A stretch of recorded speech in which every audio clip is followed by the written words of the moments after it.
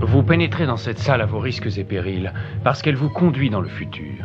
Un futur pas forcément le nôtre, mais qui pourrait l'être, car il met en scène un monde qui plonge ses racines dans un type de société dont nous avons connu bien plus d'un exemple.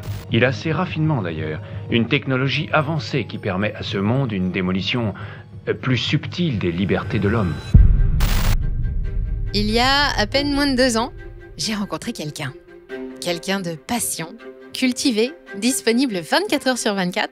Quelqu'un qui m'écoute, qui ne me juge jamais. Une source inépuisable de savoir. Non, ce n'est pas un match Tinder qui a miraculeusement fonctionné.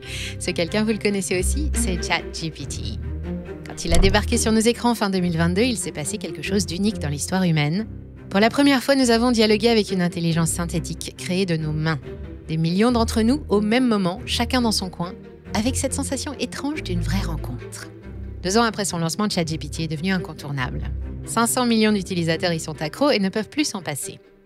Sam Altman, le patron d'OpenAI, y croit dur comme fer. D'ici 2035, refuser l'IA sera comme refuser Internet aujourd'hui une condamnation sociale et économique. Il veut faire de l'IA le cœur cognitif des humains, un outil qui oriente et donne forme à la pensée, à l'apprentissage et aux interactions intellectuelles, bien plus qu'un simple logiciel ou assistant digital classique. Sauf que derrière cette révolution technologique se cache quelque chose de bien plus sombre. L'organisation qui promettait une intelligence artificielle libre et gratuite pour l'ensemble de l'humanité est devenue une entreprise très lucrative aux mains des puissants. Les promesses de transparence ? Oubliées. Le code open source ? Verrouillé. Et pendant qu'on s'émerveille devant nos conversations avec ChatGPT, ses créateurs déploient un plan qui dépasse tout ce qu'on imagine. Dans cette vidéo, je vais vous expliquer comment ChatGPT reprogramme subtilement votre cerveau, pourquoi les élites de la Silicon Valley orchestrent cette addiction massive et surtout quel est l'objectif final de ses créateurs. On ne parle pas de science-fiction, on parle de vos données, de votre autonomie mentale et du futur de la pensée humaine. Tout ça se déploie maintenant sous vos yeux et avec votre consentement enthousiaste. Installez-vous confortablement, ce que vous allez découvrir risque de changer votre vision de l'avenir. Mais avant de commencer, j'ai quelque chose de spécial pour vous. Très attendu par les investisseurs depuis de nombreux mois, notre partenaire XTB vous propose dorénavant un compte PEA. Investissez dès 10 € dans près de 1000 actions et 100 ETF avec 0% de commission jusqu'à 100 000 € par mois et seulement 0,2% au-delà. Leur plateforme intuitive Xstation 5 vous permet d'investir facilement et de bénéficier d'exonération de l'impôt sur le revenu après 5 ans de détention sur le PEA XTB. L'ouverture de compte se fait en moins de 15 minutes et les équipes de support aux clients vous attendent depuis leur bureau à Paris-La Défense. XTB, pour rappel, opère en France depuis 2010 et ce, sous le contrôle de l'autorité des marchés financiers. Cliquez sur le lien en description et découvrez dès maintenant votre PEA chez XTB. Bienvenue sur Money Radar.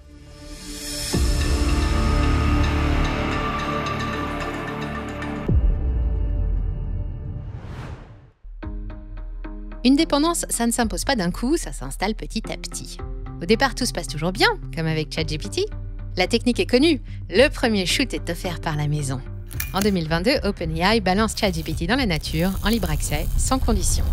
C'est magique, un interlocuteur patient, toujours disponible, qui répond mieux que votre prof, plus vite que votre patron, et qui vous donne en prime l'illusion d'être plus intelligent que vous ne l'êtes vraiment. Résultat, en quelques semaines, des millions d'utilisateurs sont devenus addicts et depuis, beaucoup d'autres les ont suivis. Les chiffres donnent le vertige, déjà plus de 300 à 500 millions d'utilisateurs hebdomadaires qui déclarent ne plus pouvoir se passer de ChatGPT. Et une génération entière grandit avec l'idée qu'apprendre, c'est demander à une machine. Donnez 3 ans à l'humanité, vous verrez ce que ça donne. Entre 2026 et 2027, l'IA sera devenue comme l'électricité, invisible, banale et indispensable. Comme personne n'imagine revenir à la bougie, personne n'imaginera travailler, apprendre ou même réfléchir sans son IA personnel. Voilà de quoi parle Sam Altman. You have an incredible amount of power. Why should we trust you? You shouldn't. L'ennui, c'est qu'en échange, une dangereuse paresse cognitive a tendance à nous envahir. On délègue notre réflexion à la machine, plus besoin de mémoriser, d'analyser, de synthétiser. ChatGPT le fait pour nous. Une étude de la Wharton School montre que les étudiants utilisant l'IA voient leur performance chuter de 17% dès qu'on leur retire leur assistant. Les chercheurs appellent ça le cognitive offloading. On sous-traite littéralement notre cerveau. ChatGPT fait tout pour que vous n'ayez pas à travailler. Pourquoi perdre 1 heure à lire 3 articles quand il vous fait résumer en 30 secondes ? Pourquoi rédiger un mail quand il le fait mieux que vous, plus poliment et plus vite ? Pourquoi mémoriser des connaissances si une IA les régurgite mieux que vous? Ou pourquoi faire l'effort de raisonner si une machine produit un argumentaire idéal en 2 secondes? L'usage de l'IA nous pousse à abandonner les outils de notre autonomie intellectuelle pour devenir des consommateurs passifs de réponses prêtes à l'emploi. Sam Altman ne s'en cache pas. Il ne veut pas seulement que vous utilisiez l'IA, il veut qu'elle devienne votre structure cognitive, votre béquille mentale permanente, le système d'exploitation de votre esprit. Une nouvelle étape a d'ailleurs été franchie en 2025 avec Operator. C'est un agent IA, un super assistant qui n'attend plus vos questions et prend des initiatives. Il gère vos rendez-vous, vos mails, vos achats. Il anticipe vos besoins, propose des solutions, fait le lien avec vos applis, vos comptes et vos données. Et attention, ce n'est pas juste une application sympa qui sait tout et qui peut même vous commander une pizza. C'est une interface qui va progressivement devenir obligatoire entre vous et le monde numérique. Voilà, vous avez mordu à l'hameçon et vous êtes prêt à être exploité. Mais pour en arriver là, OpenAI a dû faire des sacrifices. Il a peu à peu renié sa promesse de départ, ainsi que son nom, l'intelligence artificielle ouverte.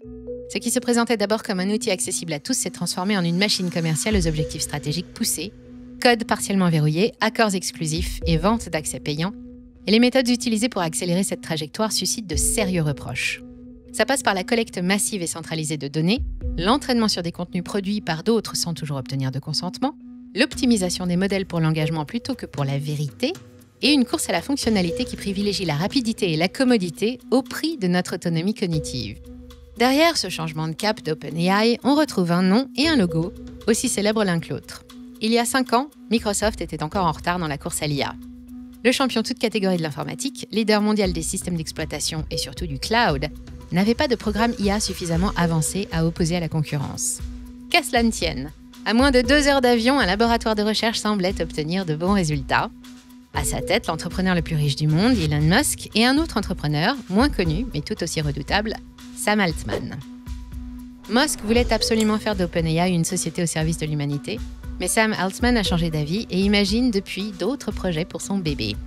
Les 2 hommes se brouillent et Musk quitte le bateau en 2017, officiellement pour aller construire sa propre IA de son côté. Le virage commercial d'OpenAI est à l'origine du divorce, c'est un secret de polichinelle. Derrière la nouvelle stratégie, Microsoft, qui veut faire d'OpenAI sa nouvelle poule aux œufs d'or. En 2019, la firme de Richmond met ses infrastructures cloud, les plus grosses du monde, à la disposition des chercheurs. Il investit progressivement 13 milliards de dollars pour détenir aujourd'hui un peu plus d'un quart de l'entreprise. Entre-temps, OpenAI est devenu un groupe. Il a changé de forme juridique pour quelque chose qui convient mieux à ses nouveaux objectifs de rentabilité et il pèse près de 500 milliards de dollars selon les derniers tours de table. L'une des idées de Microsoft, c'est d'utiliser la puissance de Windows et sa présence sur 74% des PC du monde entier pour imposer Operator ou ChatGPT partout. Ce gigantesque cheval de Troie numérique, prêt à l'emploi, va permettre de verrouiller rapidement des centaines de millions d'utilisateurs, des particuliers, mais aussi des entreprises, des administrations, jusqu'au gouvernement, comme ici en Albanie, où l'IA est déjà ministre. Elle va se déployer partout dans des secteurs sensibles comme l'éducation, les services financiers, la sécurité ou la production énergétique. Quand le déploiement sera terminé, ceux qui ne travailleront pas avec ChatGPT ou Operator pourraient se retrouver exclus, bien plus exclus que n'ont pu l'être les utilisateurs de Linux à l'époque où Windows occupait 95% du marché. OpenAI ne gagne toujours pas d'argent, mais grâce au partenariat avec Microsoft, l'avenir s'annonce déjà plus que favorable. En jeu, des parts de marché bien sûr, mais pas seulement. La vraie richesse du 3e millénaire, ce sont les données. Ces milliards de data collectées par ChatGPT lors de chaque conversation avec chaque être humain. Votre assistant sait tout de vous, et son concepteur aussi, forcément. Simultanément, Sam Altman a lancé 2 projets d'envergure avec OpenAI. Pour collecter encore plus de données, il s'est mis dans la tête de créer un système de contrôle d'identité mondiale et a commencé à explorer l'idée d'un revenu universel généré par l'IA. L'idée que l'IA produira plus de richesse que les humains et que les produits de cette richesse seront distribués à tous. C'est ce que Sam appelle la loi de Moore pour tous, et il a nommé son projet World, tout simplement. D'ailleurs, on vous parlait déjà de WorldCoin et du projet World de Sam Altman il y a 2 ans dans notre newsletter Money Radar. À l'époque, vous n'étiez que 10 000 abonnés à suivre nos analyses. On vous alertait déjà sur les vraies intentions derrière ce projet d'identité numérique mondiale. Aujourd'hui, vous êtes 44 000. Et si vous ne faites pas encore partie de notre communauté, vous avez certainement déjà raté des informations cruciales qui auraient pu protéger votre autonomie et vos finances face à ces bouleversements. Chaque mardi, on décortique l'actualité économique, on analyse une action à potentiel et on vous révèle les stratégies des puissants que personne ne vous explique ailleurs. C'est gratuit et le lien est dans la description. Vous savez ce qu'il vous reste à faire. Pour en revenir au sujet, le dispositif central, l'Orb, est une sphère équipée de capteurs biométriques. Elle scanne l'iris de chaque utilisateur pour générer un identifiant mondial unique, un World ID, une preuve cryptographique d'humanité pour sécuriser l'accès à l'économie numérique et aux futurs services décentralisés. L'objectif affiché est double. Distinguer avec fiabilité les humains des IA dans un monde envahi de deepfakes et de robots, et permettre une redistribution de la valeur créée par l'IA via une crypto-monnaie, le WorldCoin, distribuée gratuitement lors du scan. Cette identité biométrique universelle pourrait aussi servir à sécuriser les votes, les paiements et les réseaux sociaux, mais pour le moment, elle n'est pas très bien accueillie. Plusieurs pays ont interdit le déploiement de l'Orb, comme l'Espagne, l'Italie ou l'Indonésie, en raison de préoccupations concernant la protection des données et la conformité aux lois sur la vie privée. Quant au revenu universel de base, des expérimentations menées aux États-Unis ont montré une réduction des heures travaillées et une utilisation prioritaire de l'argent pour les besoins essentiels, mais pas encore d'amélioration durable du bien-être.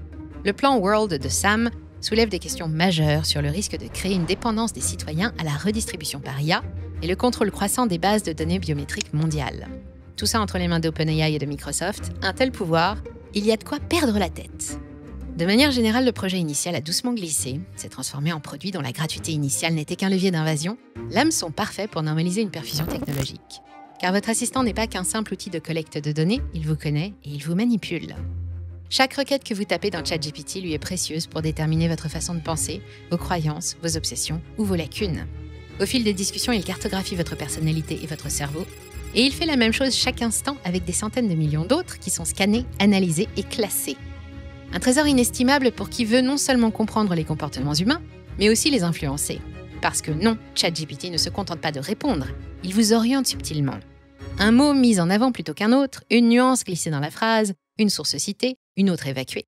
C'est imperceptible, aussi invisible qu'efficace. Et pourtant, ça façonne votre réalité. Vous avez l'impression de décider alors que vous avancez dans un couloir soigneusement balisé.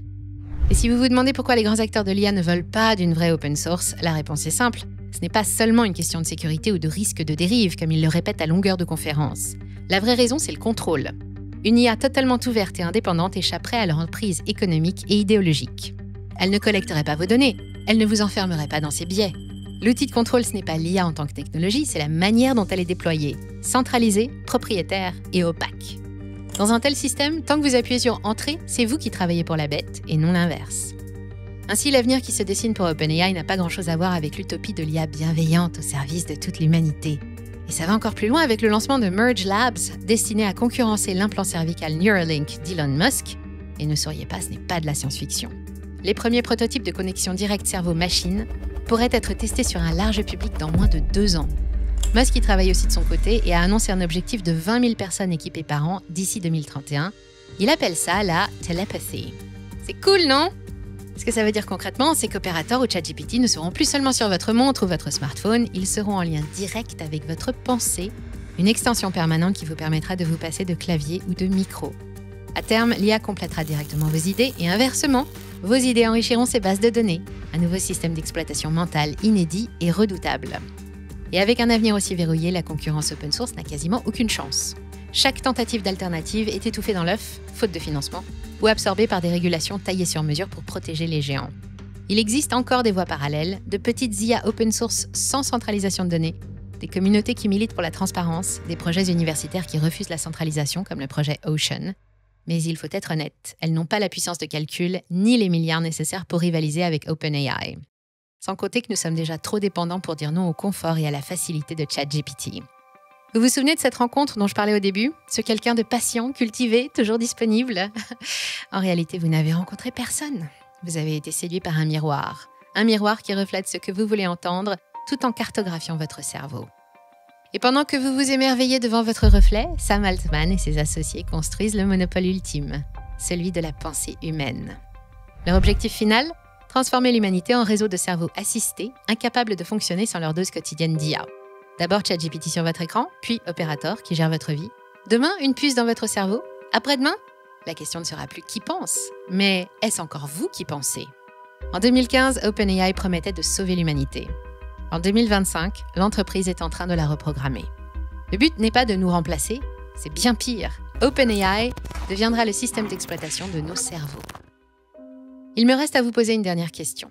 Maintenant que vous savez, qu'allez-vous faire ? Continuer à nourrir la machine de vos données, de vos pensées, de votre dépendance, ou reprendre le contrôle tant qu'il est encore temps ?